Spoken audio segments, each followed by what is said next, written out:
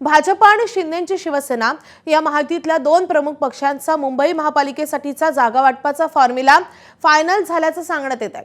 227 वॉर्ड्सपैकी आता 200 जागांवर भाजप आणि शिवसेनेचं एकमत झाल्याचं कळतंय, तर उरलेल्या 27 जागांचा निर्णय आज होणार असल्याचं मुंबई भाजपचे अध्यक्ष अमित साटम यांनी म्हटलंय। काल वांद्रे पश्चिम येथील रंगशारदा सभागृहात भाजप आणि शिंदेच्या शिवसेनेची बैठक पार पडली आहे। शिंदे आणि फडणवीसांच्या प्रचार सभांच्या नियोजनासाठी बैठक झाल्याची माहिती अमित साटम यांनी दिली आहे।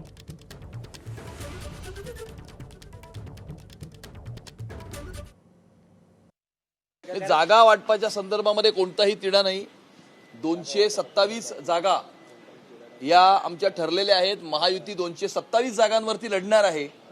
त्यामध्ये 200 जागांवरती आमचं साधारणतः एकमत हे ऑलरेडी झालेलं आहे, पण समोरचे बाकीच्या उरलेल्या 27 जागा ज्या आहेत त्या समोरचे उमेदवार कोण येणार, कुठल्या पक्षाचे येणार, हे कॉम्बिनेशन बघून आम्ही इतर 27 जागांचा निर्णय हा करणार आहोत। जागा वाटपाचा जो अधिकार आहे तो माननीय मुख्यमंत्री आणि उपमुख्यमंत्री यांचा आहे। ते दोघेही या संदर्भातली घोषणा करतात। त्या ज्या जागांचा तिढा होता त्या जागांचीच आता चर्चा झाली आणि त्याची आता सविस्तर चर्चा झाली आणि ही सर्व माहिती आता माननीय उपमुख्यमंत्री शिंदे साहेबांना आम्ही देणार आहोत आणि शिंदे साहेब मुख्यमंत्री साहेबांबरोबर चर्चा करून त्या संदर्भातला तोडगा काढून लवकरच उद्या किंवा परवा त्याची घोषणा होऊ शकते।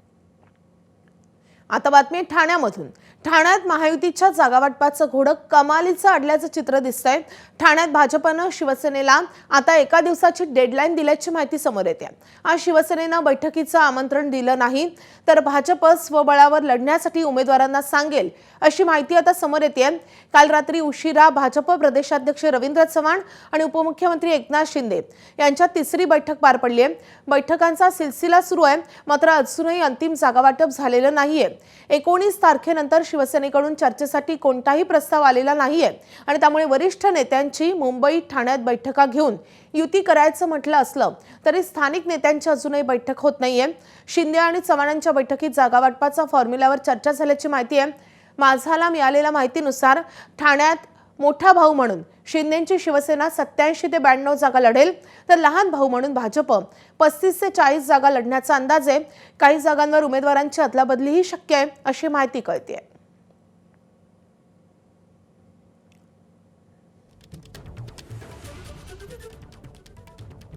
तिकडे कल्याण डोंबिवली महापालिका निवडणुकीसाठी महायुतीचा संभाव्य फॉर्म्युला समोर आलाय।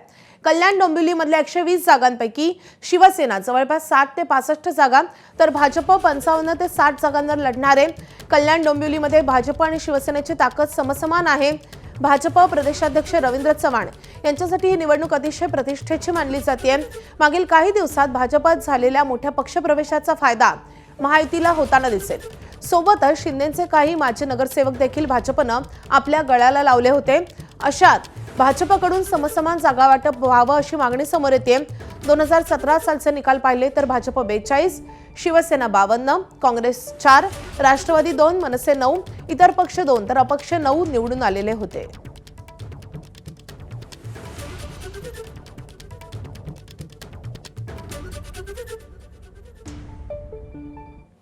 पुढच्या बातमीकडे वळूयात। ठाकरे बंधूंच्या युतीची अधिकृत घोषणा झाली। या घोषणेनंतर उद्धव राज एकत्र आल्यामुळे मुंबईतील 67 प्रभागामध्ये याचा फरक पडतोय। 2024च्या विधानसभा निवडणुकीत पडलेल्या मतांवरून हे चित्र स्पष्ट होतंय। मतांची आकडेवारी लक्षात घेता मनसे आणि उद्धव सेनेची युती ठाकरे बंधूंना पूरक ठरणार आहे, तर मराठी बहुल पट्ट्यात त्यांची ताकद वाढवणारी ठरणार असल्याची आकडेवारी सांगते। ज्या ठिकाणी ठाकरे विरोधात लढले त्या ठिकाणी त्यांच्या मतांची बेरीज ही मविया आणि महायुतीच्या मतांपेक्षा नक्की जास्त आहे आणि त्यामुळे या समीकरणानुसार ठाकरे एकत्र आल्यास अनेक मराठी बहुल भागात त्यांना चांगलं यश मिळण्याची शक्यता आहे।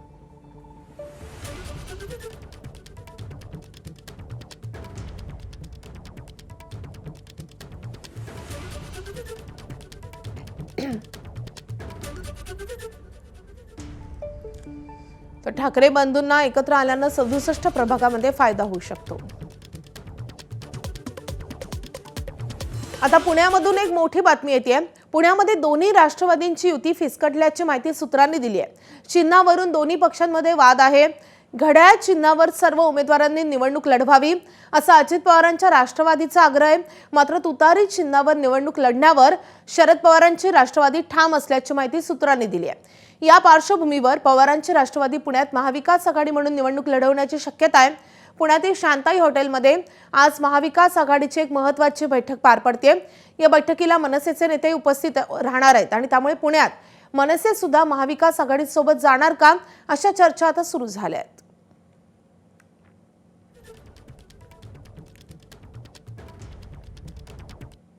दरम्यान उपमुख्यमंत्री अजित पवार हे अचानकपणे पुण्यामधल्या बारामती हॉस्टेलमधून रवाना झालेत. पोलीस संरक्षण किंवा पोलीस ताफा काहीही न घेता एकटे अजित पवार अचानक कुठे गेले असा प्रश्न उपस्थित होतोय. दोन्ही राष्ट्रवादी एकत्र येण्याची चर्चा फिसकटली असताना अजित पवार अचानकपणे बारामती हॉस्टेलमधून एकटेच बाहेर पडलेले आहेत. त्यामुळे वेगवेगळ्या चर्चांना उधाण आलेलं आहे. अजित पवार अशा चर्चा सुरू असताना किंवा या चर्चा फिसकटल्यानंतर अचानकपणे नेमके गेले कुठे असा सवाल यामुळे उपस्थित होत आहे.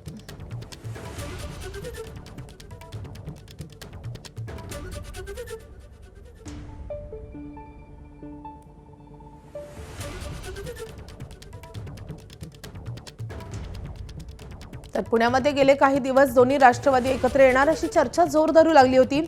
मात्र आता या चर्चा फिसकटल्याचं कळतंय. उद्धव ठाकरेंची शिवसेना आणि राज ठाकरेंची मनसे या दोन पक्षांनी भिवंडी महापालिकेमध्ये सर्वच्या सर्व 90 जागा युतीत लढवण्याचा मोठा निर्णय घेतलाय. सूत्रांनी दिलेल्या माहितीनुसार ठाकरेंची शिवसेना 80 तर मनसे 10 जागांवर लढणार आहे. एकसंध शिवसेनेनंही आजवर भिवंडीत कधीही एवढ्या जागा लढवल्या नव्हत्या आणि त्यामुळे ठाकरेंच्या शिवसेनेचा निर्णय राजकीय दृष्ट्या अत्यंत महत्त्वाचा मानला जातोय.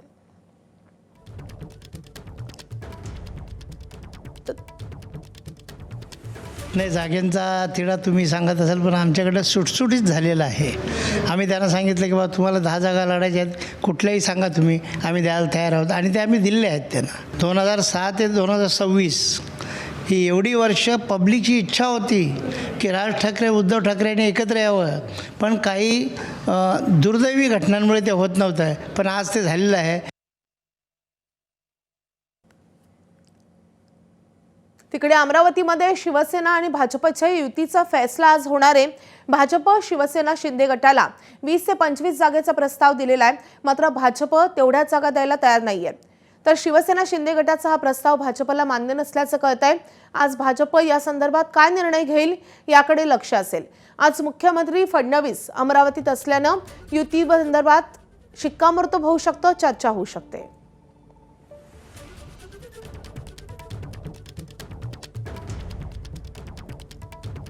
तर अमरावतीमध्ये रवी राणांच्या पक्षालाही सोबत घेण्याचा निर्णय झालेला आहे. मात्र जागा वाटप कसं होतंय पाहणं महत्त्वाचं असेल.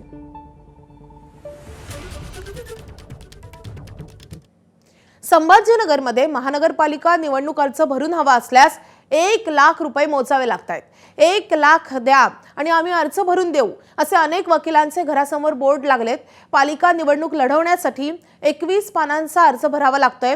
हा अर्ज अतिशय किचकट असल्याचं इच्छुकांचं मत आहे आणि त्यात अर्ज बाद झाल्यानंतर अपीलही करता येणार नाहीये आणि त्यामुळे हा अर्ज अतिशय काळजीने भरावा लागणार आहे आणि त्यासाठी वकिलांकडे इच्छुकांची गर्दी झाली आहे. फॉर्म बाद होण्याऐवजी तब्बल 1 लाख रुपये भरून अर्ज भरायला इच्छुक तयार आहेत.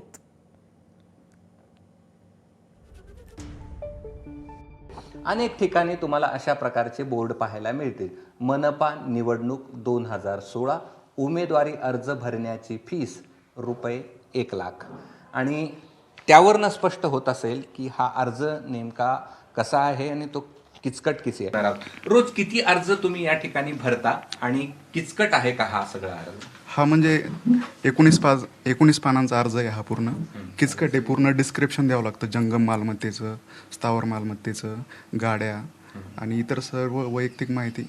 म्हणजे तसा किचकट आहे फॉर्म. 1 ते 2 तास वेळ लागतो पूर्ण डिस्क्रिप्शन द्यायला. बर, तुमची फीस 1 लाख रुपये? 1 लाख.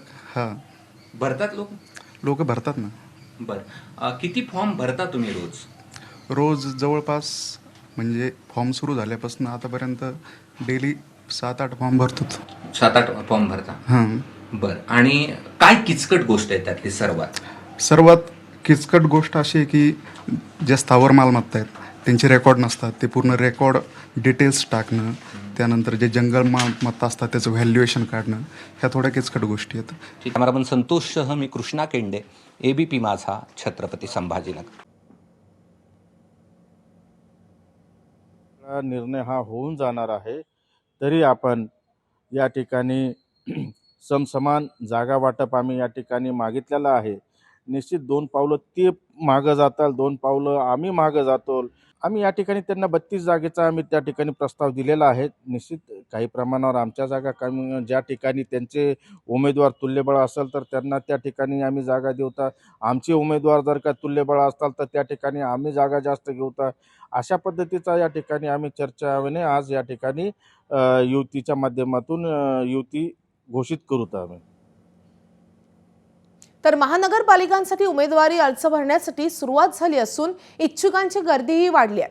कुठल्या मुहूर्तावर अर्ज भरावा, विजयासाठी काय करावं अशी विचारणा उमेदवार आता ज्योतिषांकडे करतायत.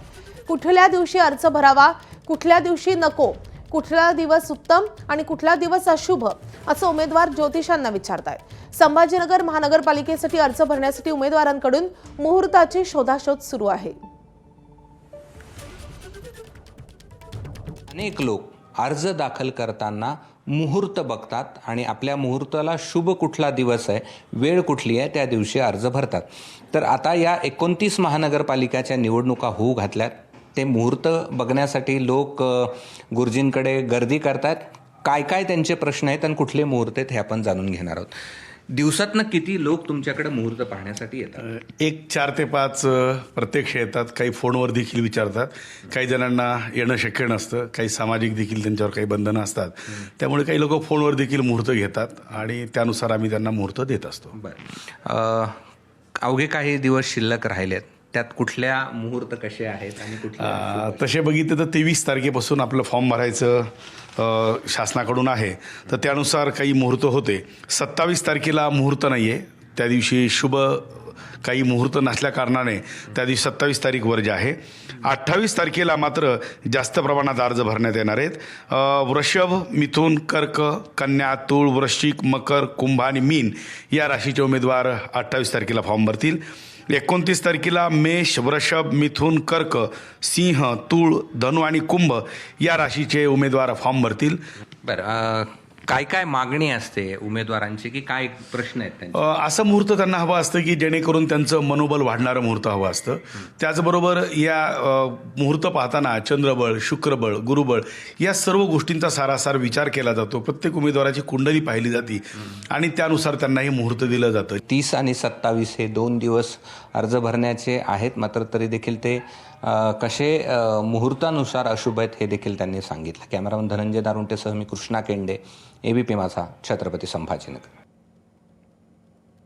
उमेदवारांची यादी जाहीर करण्यामध्ये काँग्रेसनं बाजी मारली आहे, कारण कोल्हापूर महानगरपालिका निवडणुकीसाठी काँग्रेसनं पहिली यादी जाहीर केली आहे. काँग्रेसच्या पहिल्या यादीमध्ये 48 उमेदवारांच्या नावाची घोषणा करण्यात आली आहे.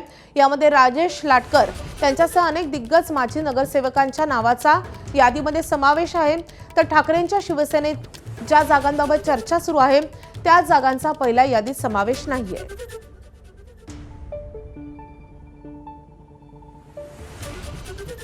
तर कोल्हापुरात काँग्रेसची पहिली यादी जाहीर करण्यात आलेली आहे, पण ठाकरेंच्या शिवसेनेसोबत काँग्रेसची चर्चा सुरू आहे. त्यामुळे ज्या जागांवर ठाकरेंचा दावा आहे त्या जागांचा समावेश या यादीमध्ये करण्यात आलेला नाहीये, अशी माहिती काँग्रेसचे नेते सतेज पाटील यांनी दिली आहे. तिकडे परभणी महानगरपालिका निवडणुकीसाठी शिवसेना आणि भाजपमध्ये अंतिम बोलणी आज होणार आहेत आणि त्यामुळे संध्याकाळपर्यंत युतीचा निर्णय जाहीर होण्याची शक्यता आहे. भाजप 2 पावलं मागे जाईल अथवा आम्ही जाऊ, पण परभणीच्या विकासासाठी आम्ही महापालिकेत युती करूच असं शिंदे सेनेच्या वतीने स्पष्ट करण्यात आलंय. तर आम्हाला शिवसेनेबरोबर युती करण्याचे आदेश आहेत आणि त्यामुळे आज शिंदे सेनेसोबत बैठक घेऊन युतीचा निर्णय होईल असं भाजप नेत्यांचं म्हणणं आहे. आणि त्यामुळे समसमान जागांवर युती होते की कुणाला किती जागा मिळतात हे आज युती फायनल झाल्यानंतरच स्पष्ट होईल. मात्र सेना भाजपच्या युतीचं त्रांगडं आज मिटणार आहे अशी शक्यता आहे.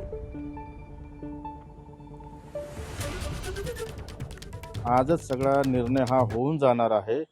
तरी आपण या ठिकाणी समसमान जागा वाटप आम्ही या ठिकाणी मागितलेलं आहे. निश्चित 2 पावलं ते मागं जाताल, 2 पावलं आम्ही मागं जातो. आम्ही या ठिकाणी त्यांना 32 जागेचा आम्ही त्या ठिकाणी प्रस्ताव दिलेला आहे. निश्चित काही प्रमाणावर आमच्या जागा कमी, ज्या ठिकाणी त्यांचे उमेदवार तुल्यबळ असेल तर त्यांना त्या ठिकाणी आम्ही जागा देऊता. आमचे उमेदवार जर का तुल्यबळ असतात तर त्या ठिकाणी आम्ही जागा जास्त घेऊता. अशा पद्धतीचा या ठिकाणी आम्ही चर्चेने आज या ठिकाणी युतीच्या माध्यमातून युती घोषित करूत आम्ही. परभणी शहर महापालिकेला आम्ही सेना भाजप युतीच्या माध्यमातून ही निवडणूक लढवणार आहोत. उद्या सकाळपर्यंत युतीचा फॉर्म्युला आमच्याकडे ठरणार आहे. त्या अनुषंगाने आमची आज चांगलं खेळीमेळीच्या वातावरणात एक मीटिंग झाली. त्या मीटिंगमध्ये असं ठरलं की सेना भाजप युती परभणी महानगरपालिकेसाठी करण्याची सेना शिंदेगड आणि भाजपा असं ठरलेलं आहे. आता घेऊयात आणखी काही महत्त्वाच्या घडामोडींचा वेगवान आढावा. सोलापूर महापालिका निवडणुकीसाठी भाजपा आमदार सुभाष देशमुख आणि आमदार विजयकुमार देशमुख यांचा निष्ठावंत पॅटर्न सुरू झालाय. भाजपच्या निष्ठावंतांना तिकीट न मिळाल्यास ते ज्या पक्षात जातील त्यांचा प्रचार आम्ही करणार असल्याची भूमिका त्यांनी घेतली आहे. भाजपचे आमदार सुभाष देशमुख यांनी मोठं विधान केल्यामुळे त्यांच्या या वक्तव्याची सर्वत्र चर्चा सुरू आहे. जर भाजपमधून आमच्या निष्ठावान कार्यकर्त्यांना तिकीट मिळालं नाही तर ते महायुतीतील इतर पक्षात जातील आणि आम्ही त्यांचा प्रचार करू, अशी भूमिका देशमुखांनी घेतली आहे. असं मत आहे की ज्या कार्यकर्त्यांनी आमच्यासाठी पक्षासाठी काम केलेलं आहे त्या कार्यकर्त्याची क्षमता असताना त्याच्या पाठीशी संपूर्ण भाजप असताना त्याची क्षमता, भारतीय जनता पक्षाची ताकद त्याच्याबरोबर, नागरिक त्याच्याबरोबर असताना जर बाहेरच्याला उमेदवारी दिली तर स्वाभाविकपणे आमची नैतिक जबाबदारी आहे अशा कार्यकर्त्याच्या पाठीशी खंबीरपणे उभा राहणं. एबीपी माझा, उघडा डोळे बघा नीट.